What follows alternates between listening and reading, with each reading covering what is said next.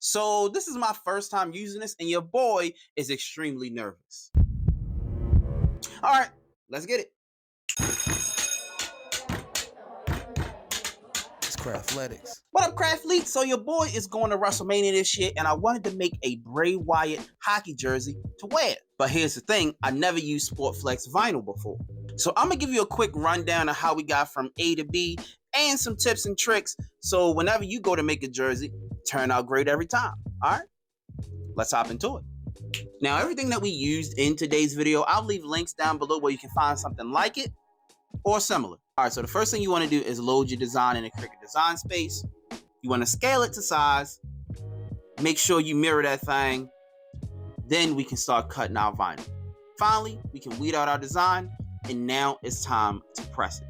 Now, before we press it, if you're looking for a really in-depth tutorial on how to use Cricut Vinyl, how to load it in the Cricut design space, all that jazz, I'll put a link up here in the description box down below because we did a video of that making a Batman sweatshirt, all right? So check that out. Now, since it's time to press, here's my first tip.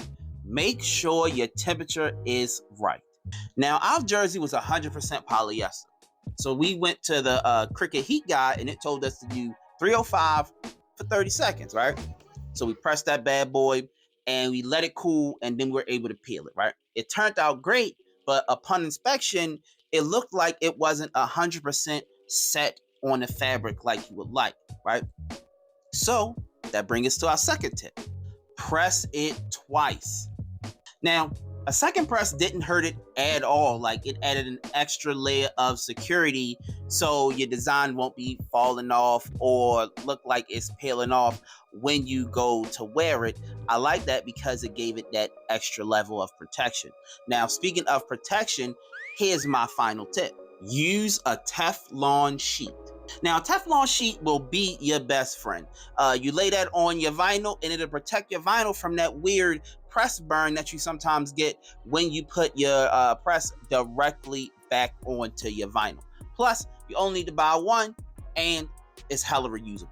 Now, all in all, I had a great time working with this vinyl. It was super easy to use. In all honesty, it was kind of idiot-proof.